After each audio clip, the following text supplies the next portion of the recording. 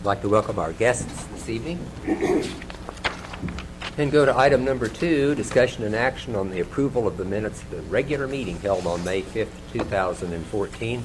You've all had a chance to review those minutes. Is there a motion that they be approved as written? So moved.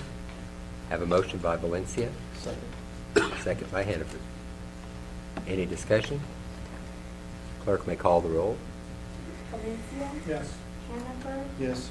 Miller. Yes. Fisher. Yes. Benson. Yes. Reed. Yes. Item number 3 is discussion and action on the approval of claims. Have you claims for this council to approve this evening, Mr. Miller?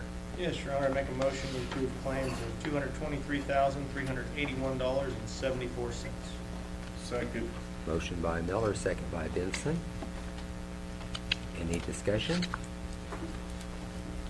Clerk may call the roll. Miller. Yes. Benson. Yes. Valencia. Yes. Hannaford. Yes. Fisher. Yes. Reed. Yes. Item number 4 are our committee and board reports. And if I may, I'd like to kick that off with the library report. The library was selected to receive a $1,360 LEGO STEM grant from the Oklahoma Department of Libraries. The library will be purchasing simple and motorized mechanisms intro packs that can be used by teams of a total of 32 participants.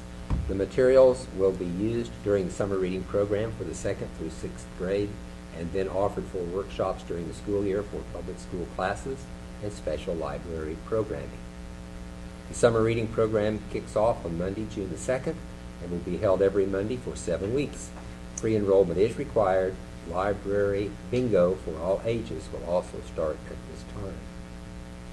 Starting in June, magazines will be available to digitally download to your e-reading devices. We're very excited to offer this service through a consortium of 19 libraries, allowing area patrons to have access to a wide range of magazine publications. The service is similar to Overdrive, which is our digital book access, but there's no waiting for the magazines, and the publications will remain downloaded on your device until you do not want them anymore. More information will be available in the next 2 weeks. I'd also like to announce that on Friday, James Lankford will be here, so watch the newspaper for an announcement of when he plans to hold his public meeting. I will be calling to ask people to either be reappointed or new people to serve on several boards and commissions whose terms expire in June. Wednesday, there will be a meeting of the Camp Alva to nominate new committee members to restore the prisoner of war camp out by the rec center. And so if you submitted your name to be considered, you can probably expect a call on Thursday. The memorial service for Memorial Day will be on Monday the 26th at 9 a.m. We'll meet at the flagpole for the flag raising ceremony. Then we'll have a color guard that will escort us down to the pavilion for a short memorial service. And then at 10 o'clock, there will be a butterfly release at the Share Nursing Home. Okay, Joe Don, do we have other committee reports?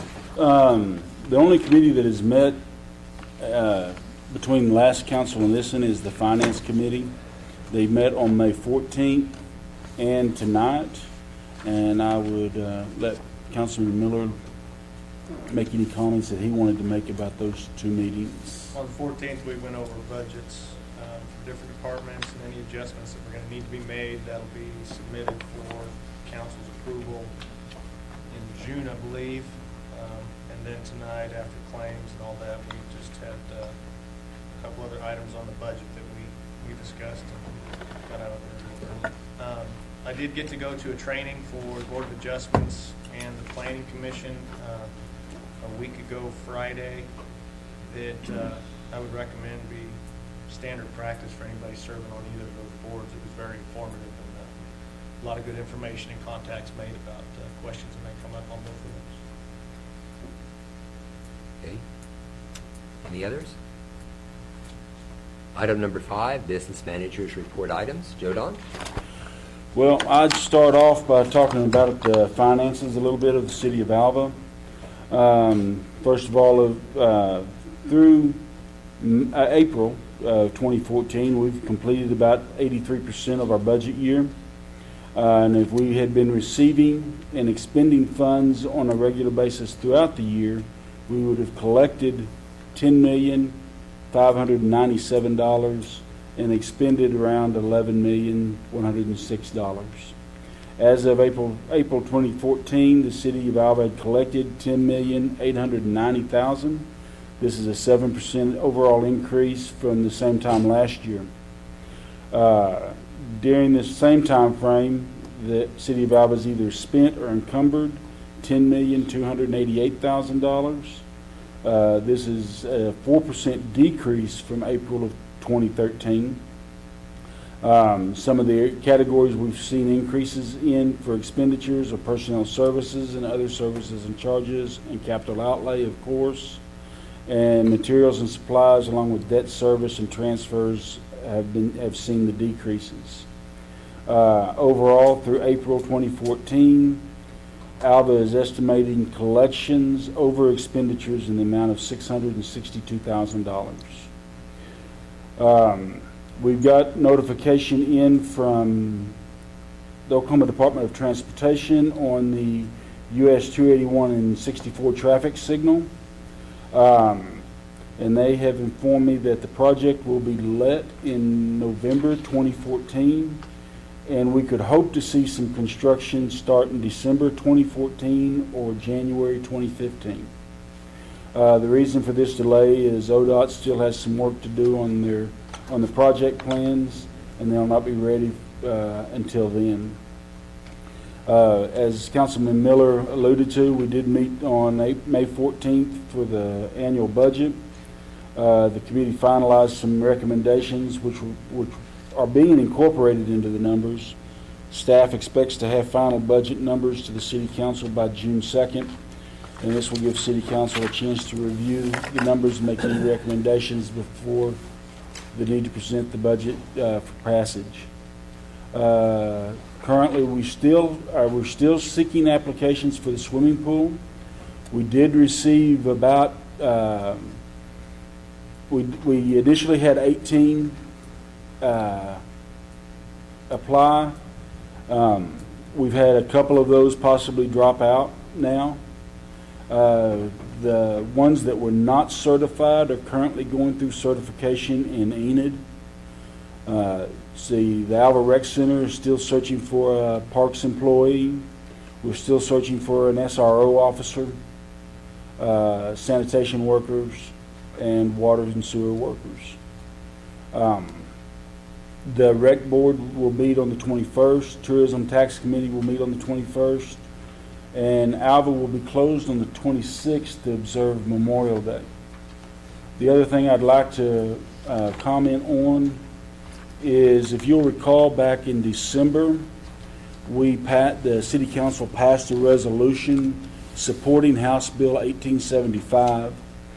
Basically, what this bill does is lower the Oklahoma Tax Commission's retainage fee from 1% to 0.5%. And I'm happy to say that last week that bill was signed into law by Governor Fallon. And at this time, I'd be happy to take any questions and try to answer them from the council. We started back on kind of schedule with the city streets, and We are starting back on that. Our equipment is due in. The new equipment that we bought is due in at the end of this month, I believe. And I know that they've already been out doing some work on streets and corners. I know they recently completed the corner up on Oklahoma and Skyline.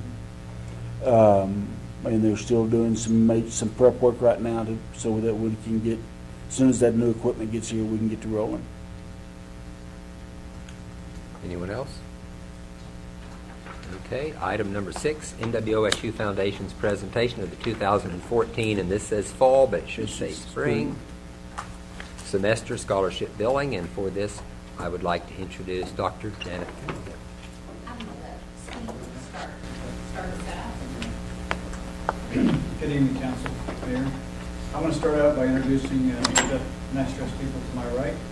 We have Dr. Janet Cunningham, our University President, Dr. Steve Bowman, Executive Vice President, Dr. Netters, Dr. David Cakey, back in the corner, Vice President for Administration, and Mr. Caleb Mossberg, President of Student Affairs and Enrollment. As usual, I'd like to start off by thanking you and thanking the citizens of Alva for continuing to support the Alva Incentive. And as most of you know, the Alva Incentive sales tax was approved by voters in 1999, so this year is the 15-year anniversary of that scholarship being created. So we went back and checked the records to find out how many students were attracted to our area with this scholarship. Dr. Pakey had a couple of people tally the number of students, and we found out that over 4,500 students have received that scholarship in the last 15 years. That means if you put all those people together in one spot, that's a number about the size of Alva was before the oil boom. That's fairly significant, I believe. But what I'm starting to see is, I think is more significant, is there are jobs here that we're seeing more and more of these graduates who used to leave. They're finding employment, they're staying here, and they're making our community better. When I went to school in the 80s, there were a number of students like me that would have loved to stay here, but there weren't any jobs. That has changed. Now, it's not just people working in the oil field or taking jobs in the university. I'm seeing a lot of folks that are taking jobs and living in this community that's growing and thriving. And I think you've seen that as well. My point is that I think this investment over the last 15 years has been very good and very beneficial to Alva, but I also think the continued investment will pay off even better in the future. In the past, we at Northwestern tried to recruit our students for 4 years.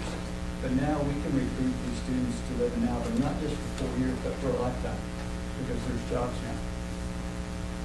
For me, that's a very exciting thing. I have 3 daughters. One's about, my eldest is a year from graduating and getting married, and my hope is my kids live close to here and have a place to stay in Alva.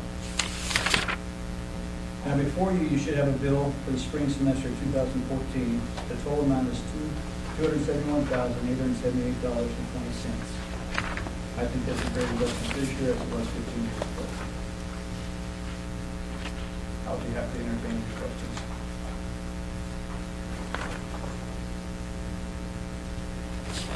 Once again, thank you and the citizens of Alva for your leadership and support of our Northwestern. I'm going to be followed by Dr. Janet Cunningham, our University President.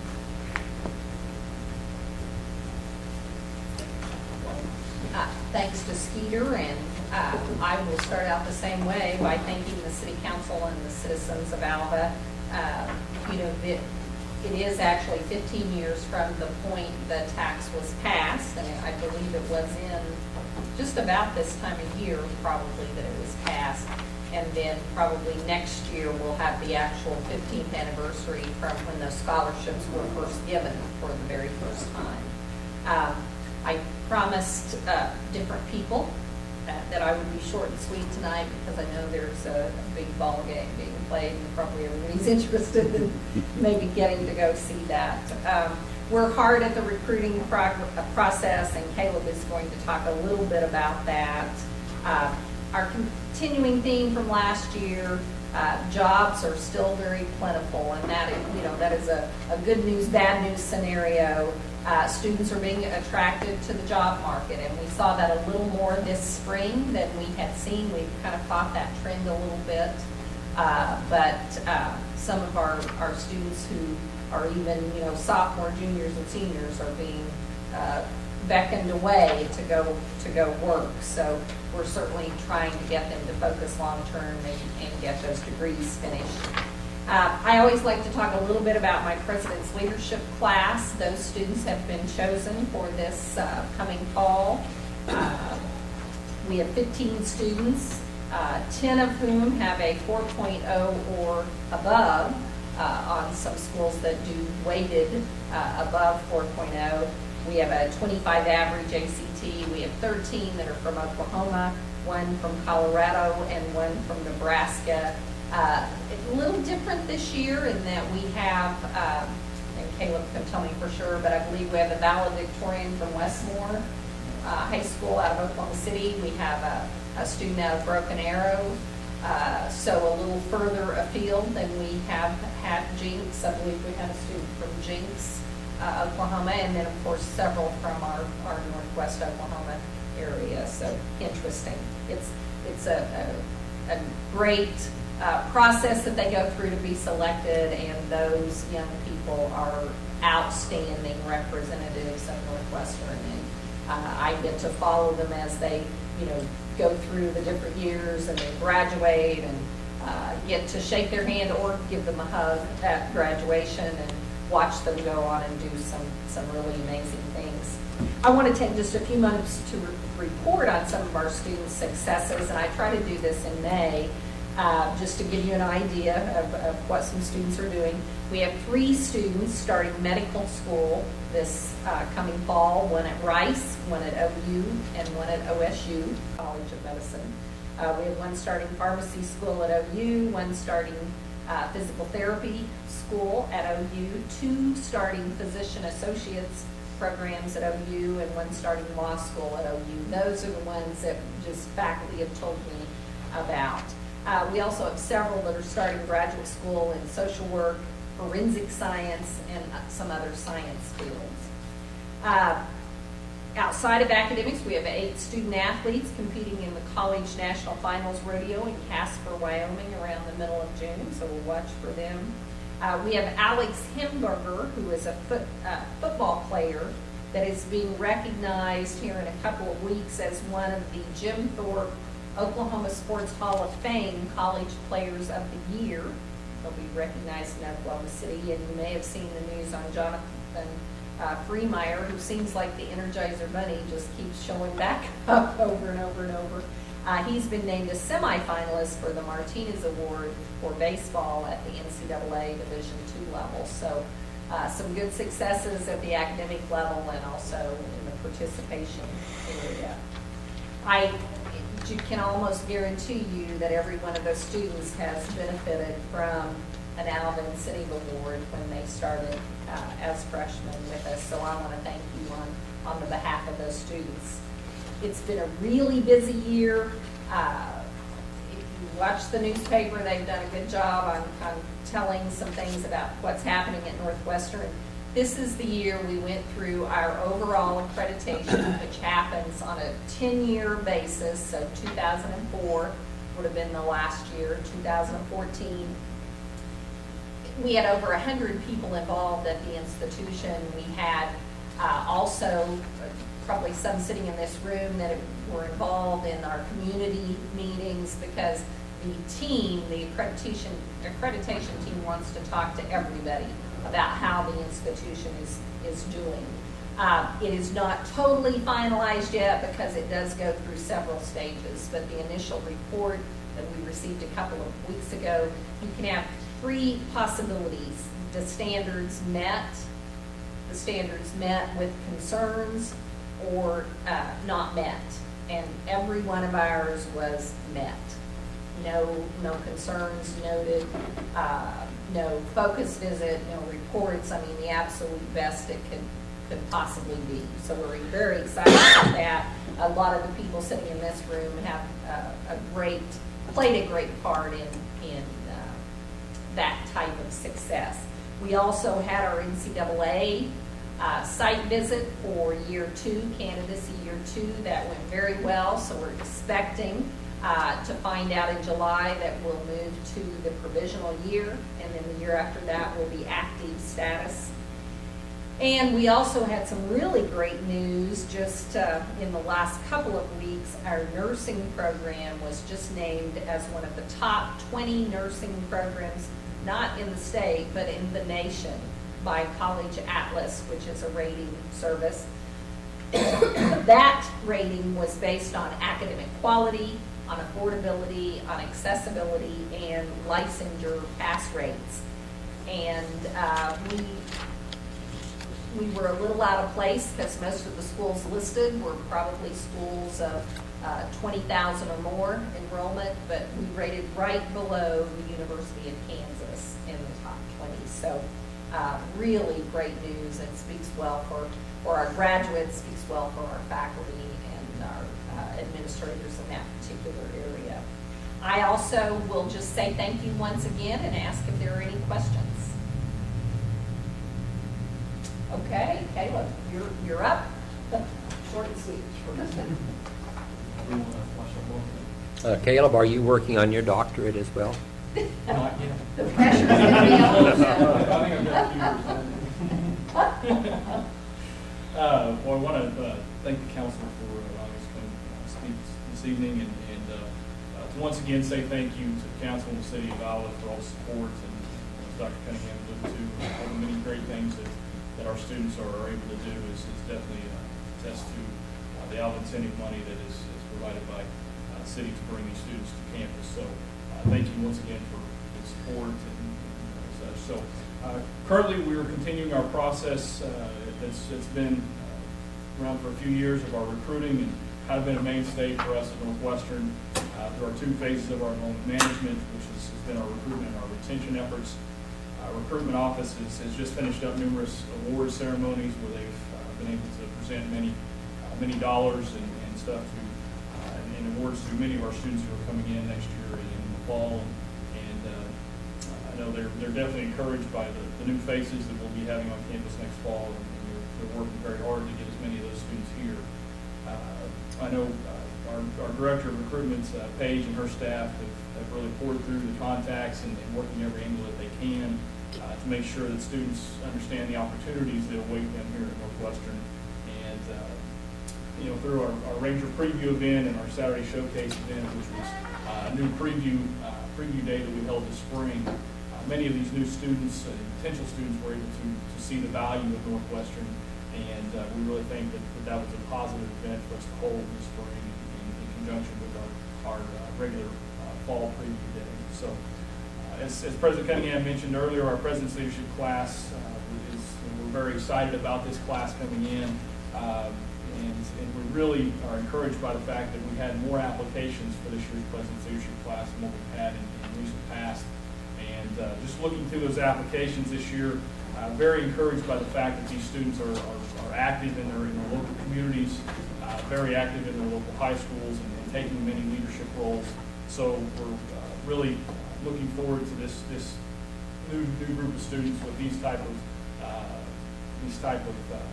qualities and characters that we're going to have on campus next fall. So definitely excited to see them.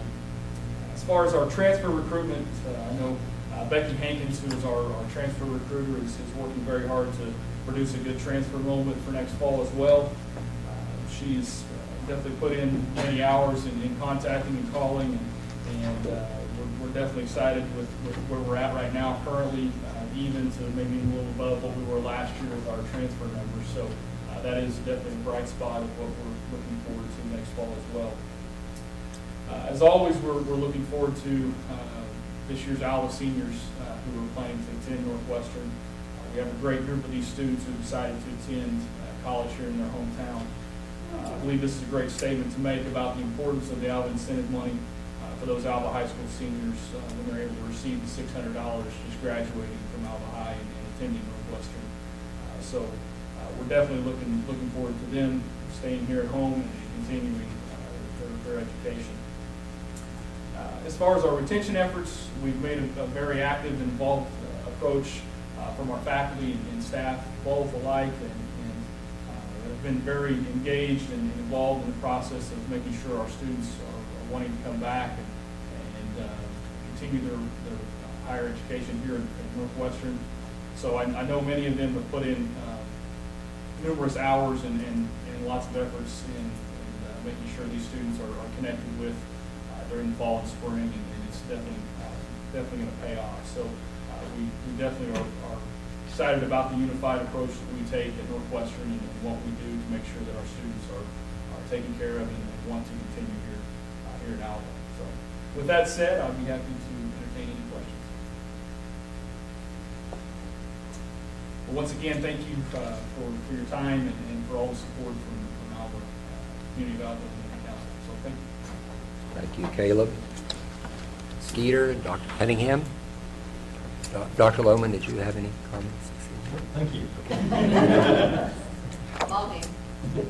Item number 7, a presentation called The Homestead Update by Kelly Parker, Director of the Homestead Retirement Center. Mr. Parker? Council. I've left some information there for you. Sorry I didn't have it prepared to try to go in the packet. But thank you for the opportunity to come and discuss and give an update on how the management agreement is going between the City of Alva and the Homestead. I know that for those of you that were on the council when the decision was being considered what to, prior to entering into the agreement with the Alva Hospital Authority, that many of you received phone calls from constituents expressing concerns and a desire to have the homestead. And I wanted to ask, or I did ask, Rose Elmore, who is the president of the Homestead's Resident Council, to come and share with you just briefly kind of the feel from the residents out there and how things are going, and then I'll get into some more of the financials, other businesses of the Homestead. Rose.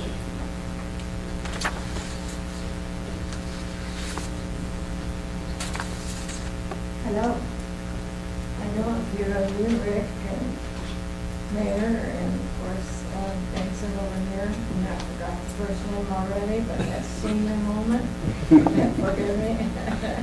But anyway, I decided to retire last year from farming. I've been on the farm for 57 years and running the place for 27 years. And my husband passed away in 1985. And I loved every minute of it.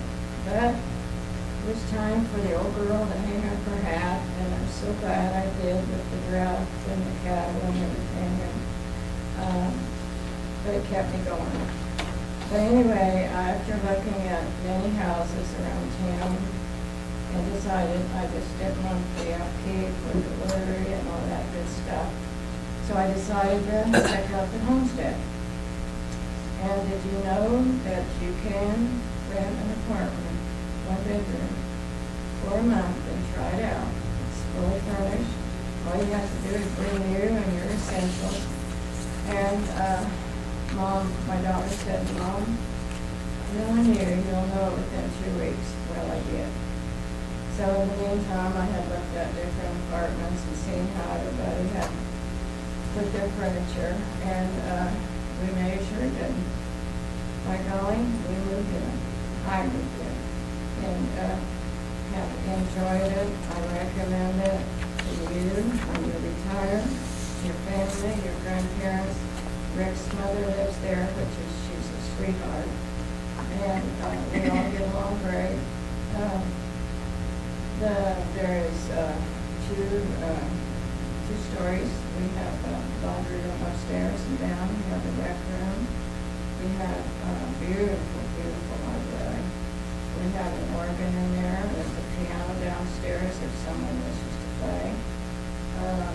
But the one thing I would really like to stress, and I wish it would get out to the people of Alva, is a retirement center.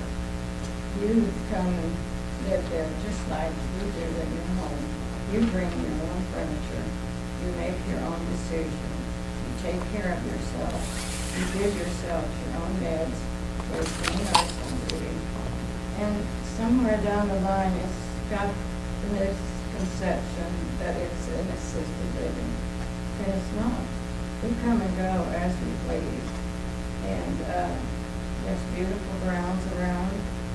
Beautiful patio that we plant flowers, and a raised garden outside that if you want to play in the dirt and plant flowers, you can do so. And a sidewalk clear around the yard, the building to take walks if you so desire. It's just a very, very nice place to live. Kelly has done an awesome job. And he didn't really tell me to say that, but he has done an awesome job. We like him very much. Like Kelly said, we have a council meeting once a month. I think there's 7 of us, Kelly Parker. And he brings things to us that has happened, what will happen, And then we can bring grievance to him too from other people that have come to us, which doesn't happen too often. And then he also encouraged us to come to him if you wish to talk to him in private about something. And so we do that also. He's got a broad shoulders. The staff is very nice. They're very friendly. They step up and do things for us if they can do it, you know. It's a nice place to live, and I just recommend it. And thank you for having me have your time. Thank you, Rose. And I'll reiterate just briefly what Rose, one of her main points she wanted to make. It is independent living. We're not a nursing facility, and I think the more we can get that out in the community, the better we'll be at continuing to enhance the occupancy at the homestead. The agreement signed was I guess it was signed in August, took effect in September 2012. That time the council agreed to have the city make a management fee payment to the homestead for a period of 12 months, and that period ended back in August of 2013. During that time and since that time, the homestead's been operating in the positive on the income statement.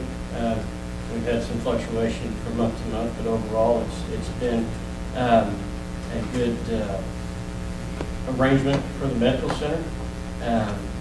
It's one of those rare opportunities that the healthcare system has to generate revenue without it being slashed by insurance companies. So it's certainly been a benefit to the medical center. I do want to say also that I think the medical center has been able to be a benefit to the homestead. We were able to absorb several positions within the staff. There were a couple anyway, with a couple people, one being an assistant administrator, another being an activity director. Right now we have, I think, in the report I gave you, 9.1 FTEs, full-time equivalent employees. I'm not exactly sure what it was before then, but I wouldn't believe that there have been at least two full-time positions that we've been able to absorb because of some overhead capacity within the Share Medical Center. We've also been able to bring to the table some purchasing power through the sheer volume that we already had as a medical center. Almost immediately, food costs dropped by about 25% on Share Medical Center, using the same vendor that the city of Alva was using, just with purchasing group power that we have through our St. Anthony's affiliation. And that kind of gave us the best of both worlds because we have two purchasing groups that we can participate in. One is through the Leading Age of Oklahoma, which is it's an association for nonprofit retirement centers and long-term care facilities, as well as the hospital option we have through St. Anthony. So it allowed us to really expand the opportunities for expense management. While we're experiencing a positive income from the homestead, I think it's important that the council understand that the net profits this year, the net income positive is about $68,000, and you've got income statements there in front of you, from operations alone. That's not enough of a net to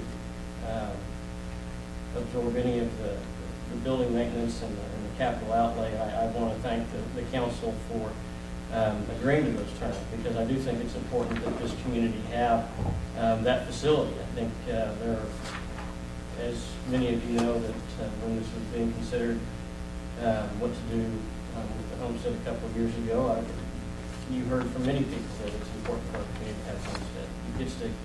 We get to keep people like Rose Elmore in town and close to family and friends that they've known all their lives. And it's really been a good agreement from our standpoint, and I think it's benefiting the community. Right now we have 48 residents at the homestead. We have, for the month of May, I've got April statistics there as well. For the month of May, we have 43 rooms occupied. 40 of those are occupied with rent-paying individuals, which puts our paid occupancy at just a couple tenths below 80% occupancy. We figure occupancy based on the total number of nights in a month and how many nights our rooms were rented. So that's how that figure is determined.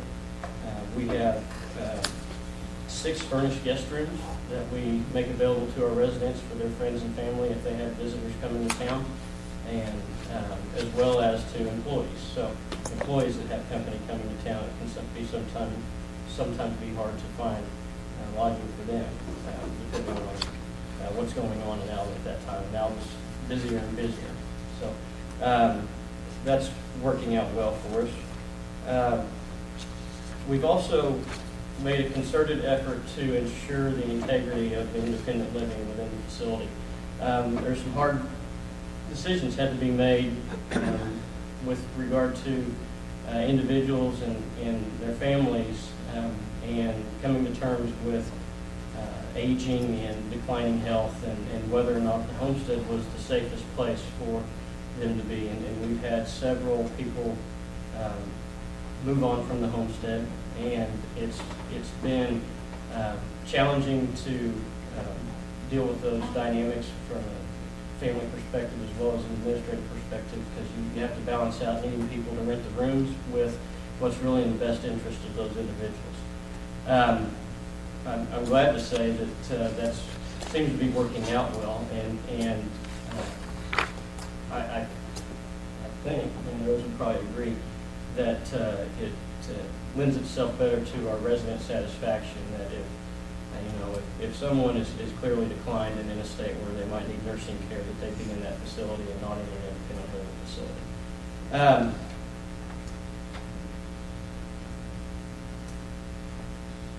That said, we do also try to keep the rooms full with other safe and rent-paying individuals. We've got what we have a non-traditional clause that we put into our rental agreement that if someone were under the age of 60 and needed a place to rent, we can rent apartments out to them under the condition that if someone over the age of 60 looking for a place to rent, we're interested in their apartment, they give them 30 notice, and they would be asked to either find another unit within the homestead or find another unit outside of the homestead, but preference would be given to seniors. We have gone up and down with that. We've had college professors living with us. We've had oil field executives and office workers living with us.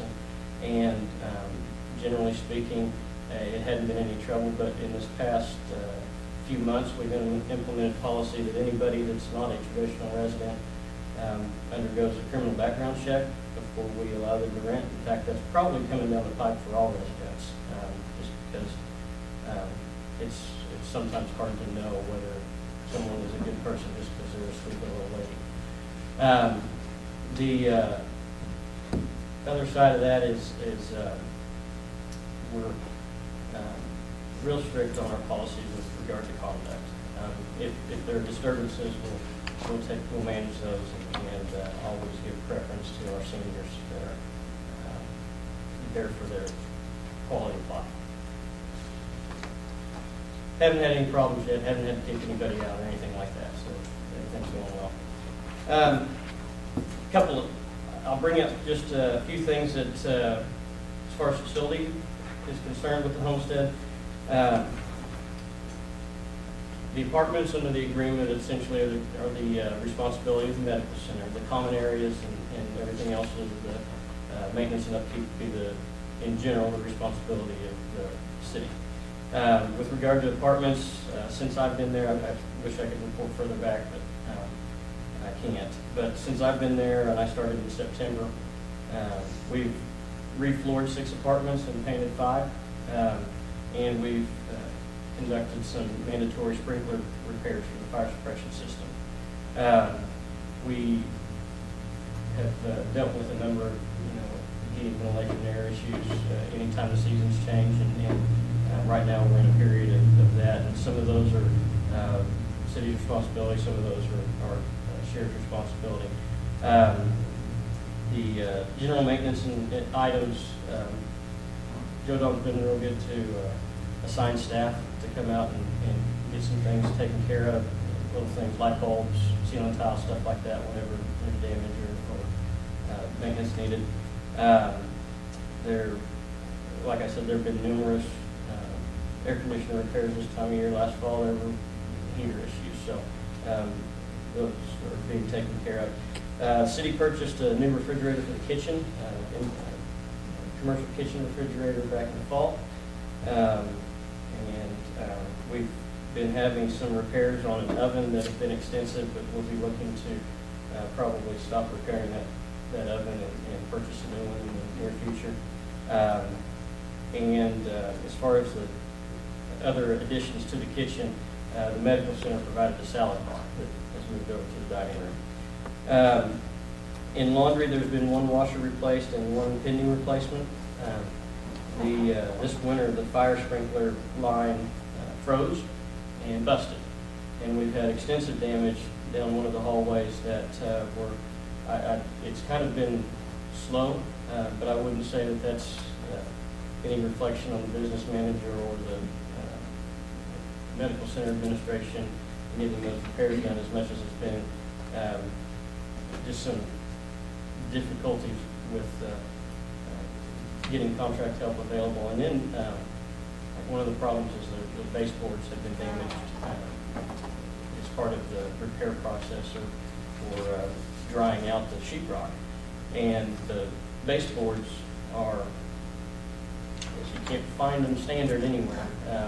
So trying to find a match or a close resemblance of what was there and a place to start and stop and that sort of thing has just been taking some time. That brings about an issue, though, because I think that fire sprinkler line is we could probably mitigate future problems by supplying heating to that particular closet, if you will. It doesn't have any heat to it right now, and it's a problem that I think we can get resolved pretty quickly if we just do it. So while it's warm out, we'll try to get that taken care of, and hopefully don't have to deal with that again. There have been roof repairs. There's a hot water heaters situation that Joe Don is fully aware of, and I think some of you on the council probably are as well. We're operating on 2 out of 3 hot water systems or heaters, and operating just fine with the 2 out of the 3. But should one of those go down, that wouldn't be the case. So there is a plan in place to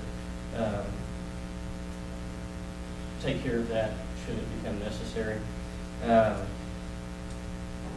The other thing, and I just recently brought this to Joe Don's attention, we'll be talking with building and code people, but in the repair of a copper pipe just a couple weeks ago, it looks like there is an issue other than hard water damage to the pipes, and the term that the plumber used was electrolysis, so we'll be looking to get with engineers and other experts to determine if that's the case and what the appropriate steps to resolve the problem are. Joe Don and I have talked, and I'm sure the Finance Committee has seen our request for budget in 2014-2015 year. And it's essentially some updating items, the furnishings and flooring and stuff like that. A lot of it is original to the building and just needs some updates. Other than that, I want to finish by saying that I think this is a good agreement. It's good for Shared Medical Center. I hope the council will agree that it's good for the city. It does eliminate some of the burden of operating expenses with utilities as well as personnel. That said, the medical center still needs the city to maintain the building, keep it to where we can safely keep the residents and keep them going. It's an all-inclusive, I call it catered living. All your bills are paid, all your meals are provided. We'll give you cable and Wi-Fi and one payment And it's, I think it's something that the majority of our residents appreciate, and it's, the conveniences and the services in addition to the caring staff are probably the main reasons that people are satisfied with how the homestead is doing right now. So I will refrain and give you the opportunity to ask questions. Done all. Any questions for Mr. Parker? May we come and visit sometime? You may come and visit anytime. Do you have a contingency plan if the price of coffee escalates? Because I know Price of coffee has escalated. Because I know that you serve a very good cup of coffee. We are mitigating that cost increase as we speak. And in fact, after my board hears some things, the hospital authority board hears some things tomorrow, my next report to the council, which actually I'll go ahead and, Joe Don and I and Candace have discussed, we'll start ensuring that a copy of my monthly report that goes to the hospital authority will be forwarded to Joe Don on a monthly basis, and then on a quarterly basis I'll come with a much more condensed report for the council. Thank you, Mr. Parker. Thank you. Item number 8, discussion and action on resolution number 2014-075, amending the fiscal year 2013-2014 annual budget to reflect an equipment lease. And Joe Don, you've got that under tab number 8? Yes. Basically what this is a housekeeping measure that we need to address. I was going through the financials and realized that we had never approved a budget amendment for the equipment leases and some other equipment purchases that we have made and are making.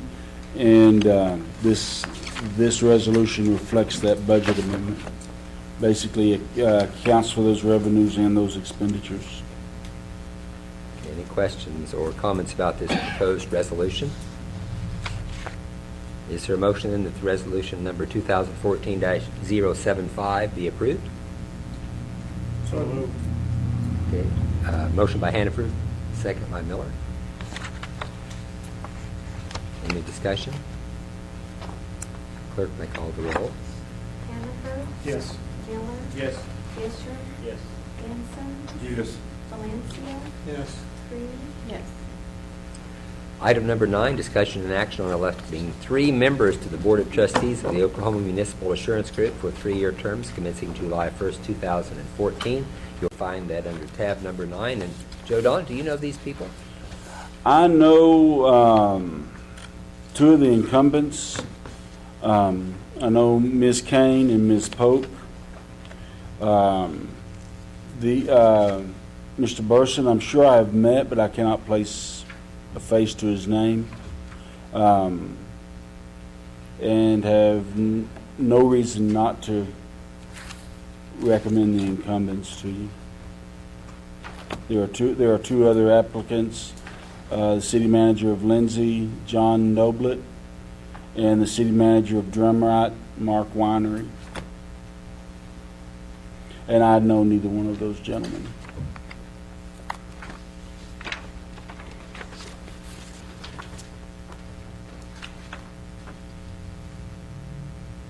I'll make a motion that we approve the 3 incumbents. Motion by Benson, Second. second by Valencia. Any discussion? Clerk may call the roll. Benson. Yes. Valencia. Yes. Miller. Yes. Fisher. Yes. Reed. Yes. Hannaford. Yes.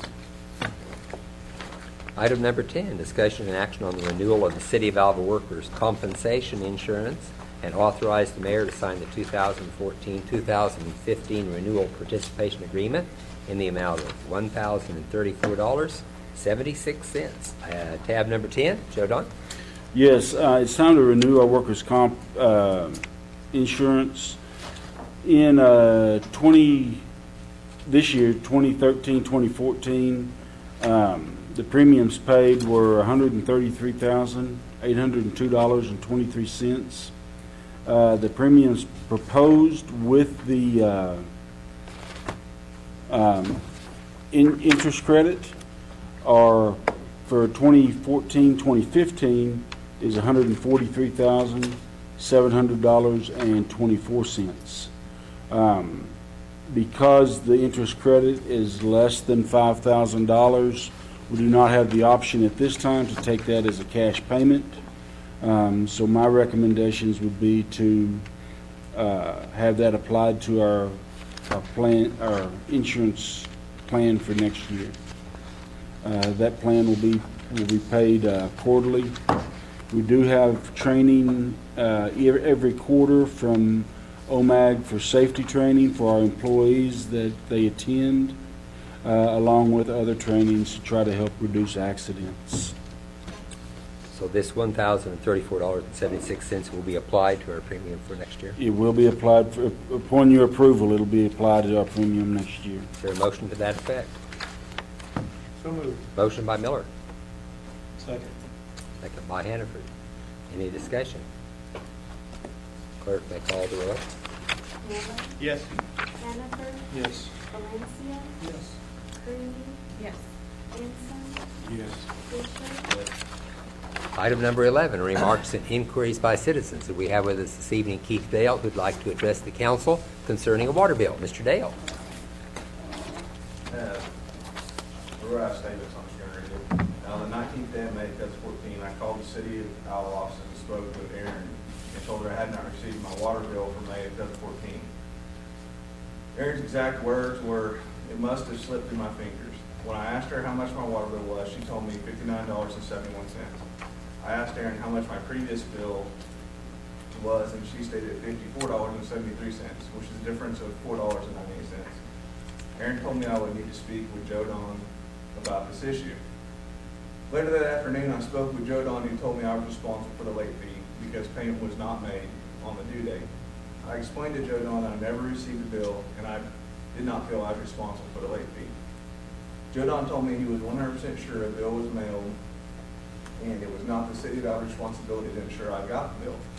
I told Joe Don I wasn't going to pay the $4.98 late fee, and he told me I would pay the fee even if the case was sent to collection agency.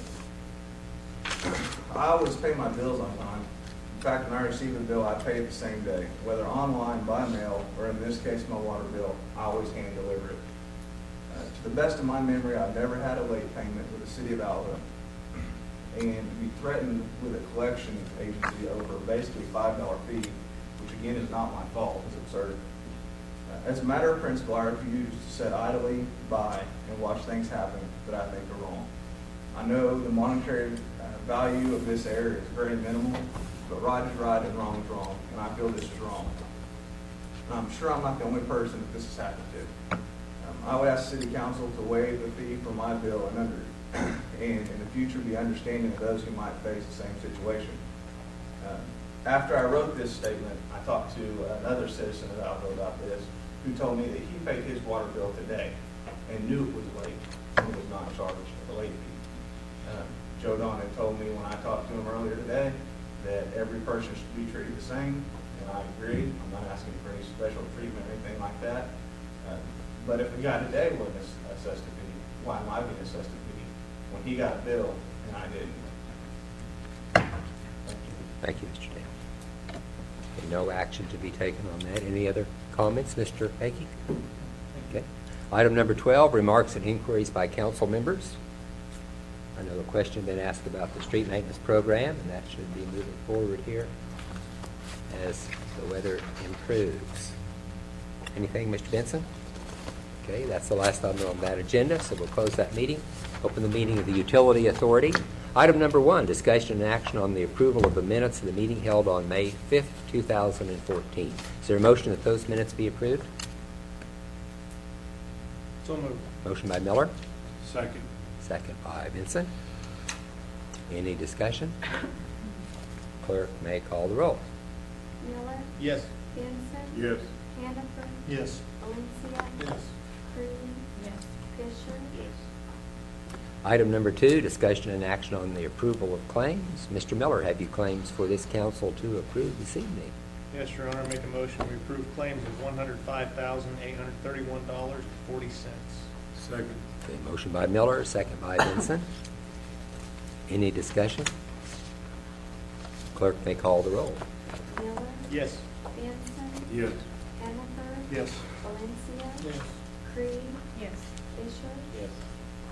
Item number 3, discussion and action on resolution number 2014-076, amending the fiscal year 2013-2014 annual budget to reflect an equipment lease. Joe Don, is this similar to the preceding This is a resolution? companion to the Resolution 2014-075 for the same purpose, purchasing of equipment for the utility authority.